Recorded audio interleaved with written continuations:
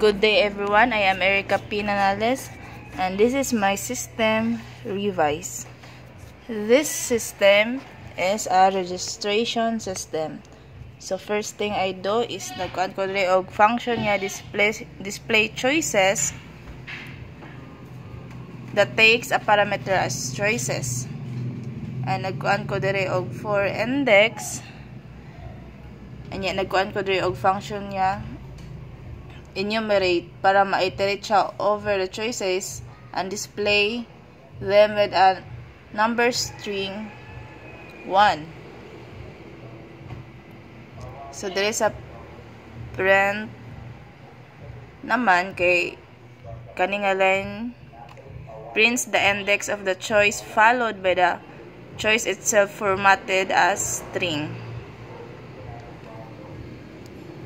Nagkuan na pod ko diri og other nga function which is named kay get choice. Mag-take siya parameter as choices gihapon. And diri kay nagkuan ko og while true, this is an infinite while loop which continues until a valid choice is entered by the user. Sa display nga function kay mag-display siya og available choices. So dili na pod kay ma-prompt siya sa user to enter their choice number and store it in a valuable choice. Dili. So kani diri nga line black kay to handle any exception that might occur. So siyang mag-handle og nay kuan error nga mo-occur. So, diri ara pod kay nag-attempt siya to convert the user choice to an integer. So, if one choice len choices kani kay mo check siya kani diri nga line kay checks if the user is within the valid range of choices. Mo return siya pag ang user kay valid og choice. So diri kay nagbuhat ko og class which is name niya kay movie. So na siya duha ka attributes which is title and genre.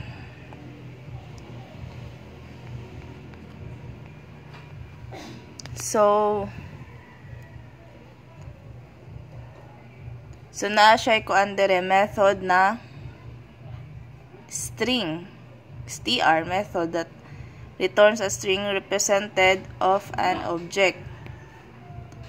So diri ka nagbuhat ako kuan class which is movie categories and na siya list attribute called movies. This one. The movies by genre and save the categories movie to a file.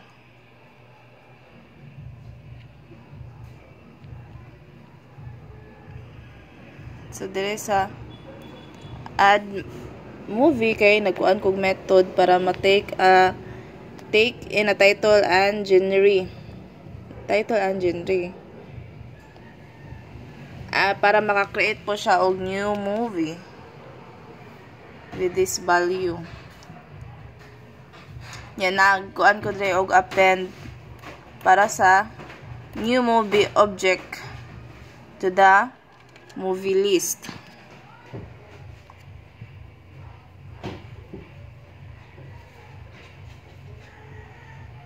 So dali na pod kay nagkuha na po ko diri og method nga naka-loop siya para ang all the movie object in the movie list and print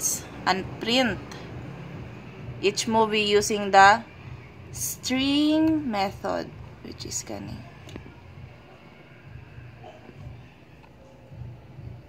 So, dire sa categorize movie method, nag-create ko list called genres, this one, to store all the unique genres of the movies. Then, ma-display siya into the categories. And ma-return siya into selected genre and list of a movie and belong to that genre.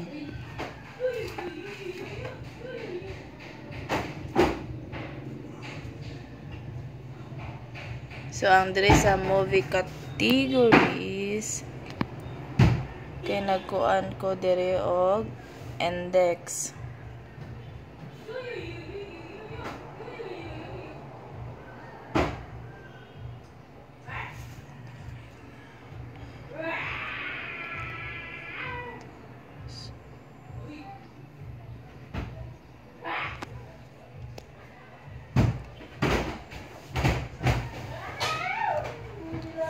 So, ang dire sa kuan,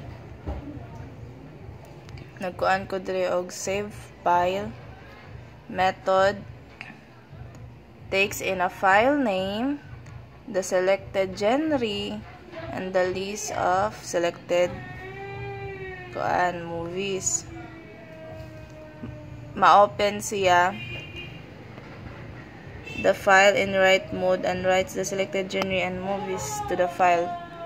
And finally, prints the message indicating movie categories chosen saved to the file. And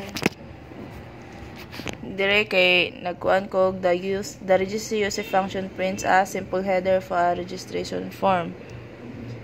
So ma-print na siya daan dito sa console. And dire naman kay ma-prompts the user to input their first name, middle name, last name, username, and password.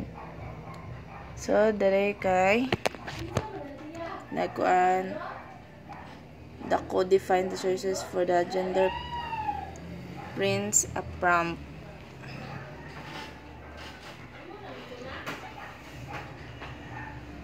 And dire ana pod nag-create ko og line, create a list of age group which is kaning 18 to 25, 26 to 40, and 40 and less than 40. So, ang dire na pod kay same ra gyapon dire procedure. Mag-line prints a prompt for the user to choose their occupation. Dire kay this code prints a registration successful message along with the user details. So, makukuha na din siya dito sa console. Makita na sa console og unsa ang pang input sa user dire. And dire kay calls, nag-call ko dire og registration function para ma-initiate siya sa registration process. And dire kay naka-while true ko, pag mo-input ka og yes, the program will be continue. And if no, the program will be exit. So, og mo yes ka, nara dire mo print din si proceeding with the program. And dire na pod kay nagkuan ko og creating an instance of movie categories and adding movies. So, nadire ang mga movie genre which is action, drama, comedy, crime, fantasy, and anime.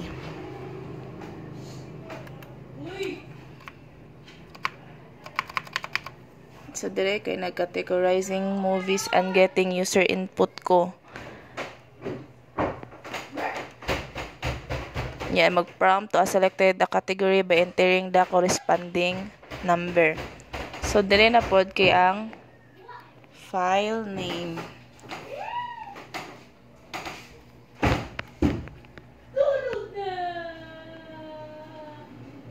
So, if the user enters yes,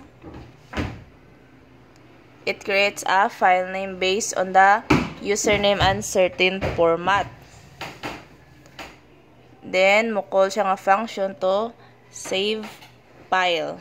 Save to file, which is kani from the categories object passing in the file name and the selected genre and the selected movies as parameter. Finally, breaks out of the while loop and continues with the rest of the program.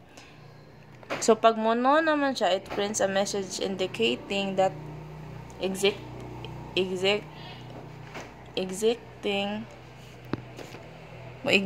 ang program.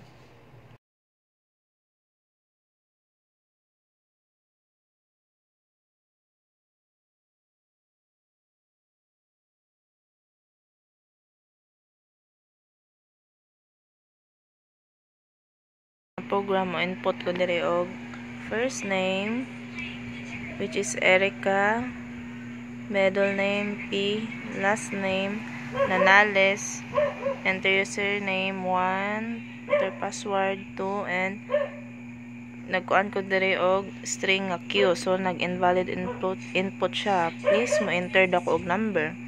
So mag-outro ta.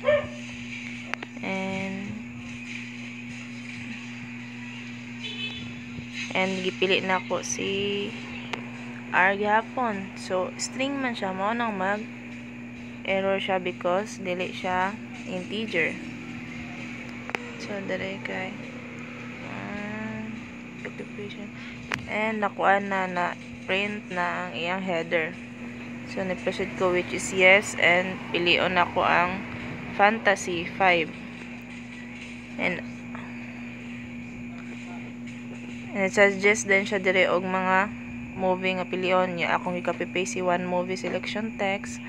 Tapos ma-add ko sa akong this PC niya. Ako din i-search ang one movie and nigawas na din siya sa notepad. Which is mao niya akong kuan sa database. Adre ang category fantasy and katong movie nga categories. And that's all for today's guys. Thank you for watching.